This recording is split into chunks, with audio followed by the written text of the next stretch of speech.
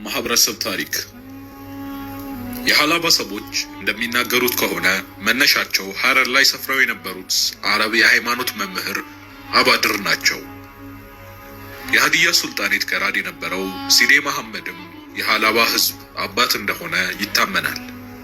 ማህበረሰቡ ሃላባ ቀቤና የተባለ ቋንቋ የሚናገር ሲሆን የሃላባ ሰዎች ባህላዊ ጉዳዮች እና የአኗኗር ሁኔታዎች ሲዳኙ የኖሩት ሴራ በተባለ ህግ፣ መርህ፣ ልምድ፣ ወግና ደንብ ነው።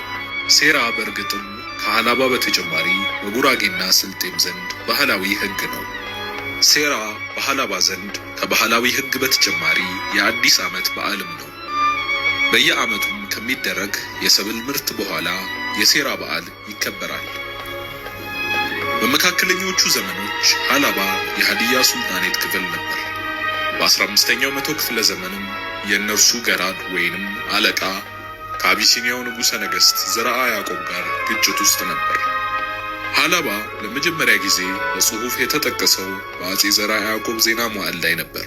በዛም ላይ ሃላብ ገራድ የተባለ አለቃ በንጉሠ ነገሥቱ ከተሸነፉ የህዝብ አለቃዎች መካከል አንዱ ነበር። በዘመኑ ሃላባ ከሀዲያ ሱልጣኔት የጎሳ ክፍሎች ውስጥ አንዱ ነበር።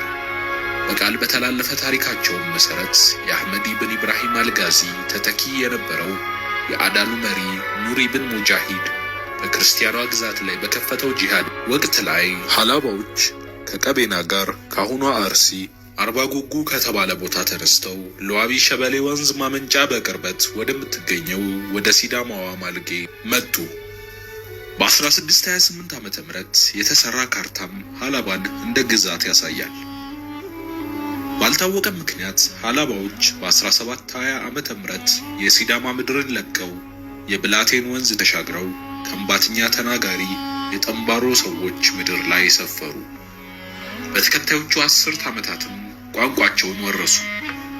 ቀቤናዎችም በዛ ዘመን ሃላባ ነበሩ። ነገር ግን በዛ ዘመን ቀቤናዎች ለመጨረሻ ጊዜ ከሃላባ ተለይተው ወደ ጉራጌ ምድር ደቡባዊ ክፍል ተጓዙ። በ1815ም የሌሞ ሀዲያዎች ተሰደው ባሰደዷቸው ጊዜ ቀቤናዎች ወደ ጉራጌ ምድር ሰሜናዊ ክፍል ተሻገሩ። ሃላባዎች ደግሞ ከማዕከላዊ ብላቴ ወንዝ ወደ ምስራቅ ተሻገሩ። በዛም ኡሊ አላባ ከተባሉ ከሌሎች ቡድኖቻቸው ጋር ተቀላቀሉ። እነርሱ ከ16ኛው መቶ ክፍለ ዘመን ሁለተኛ አጋማሽ ጀምረው አካባቢውን ተቆጣጥረው የቆዩ ናቸው። ከኡሊ አላባ በተለየ ሁኔታም አዲስ መጤዎቹ በቅድመ አያታቸው ስም ሐሰን አላባ ተብለው ይጠሩ ጀመር።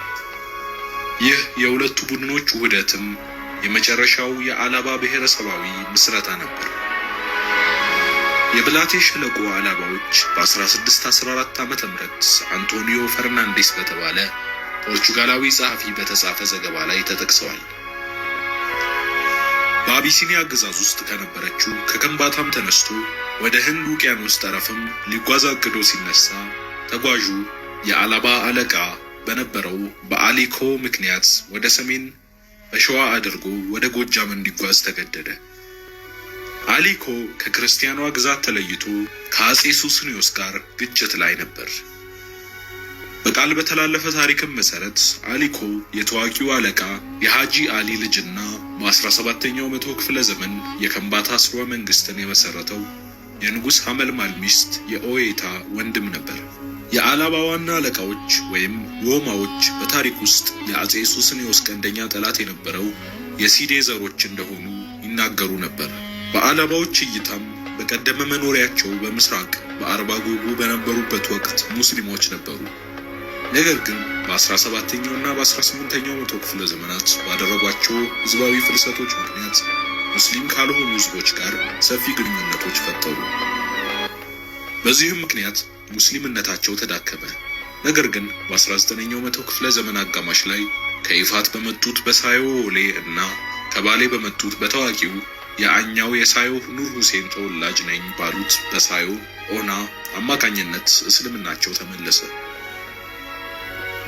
የሃላባ ምድር ወደ አቢሲኒያ አገዛዝ የተጠቀለለው እንደ አውሮፓውያን አቆጣጠር ከ1891 እስከ 1892 በነበረው ጊዜ ውስጥ በምኒልክ የጦር መሪ በወዳጆ ጎበና ነበር።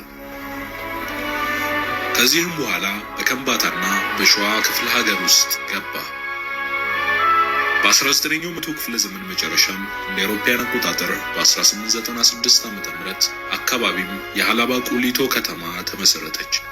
በ21ኛው መቶ ክፍለ ዘመንም የሃላባ ህዝብ የራሱ ዞን ተሰጠው። ስለተከታተላችሁኝ አመሰግናለሁ። ቪዲዮ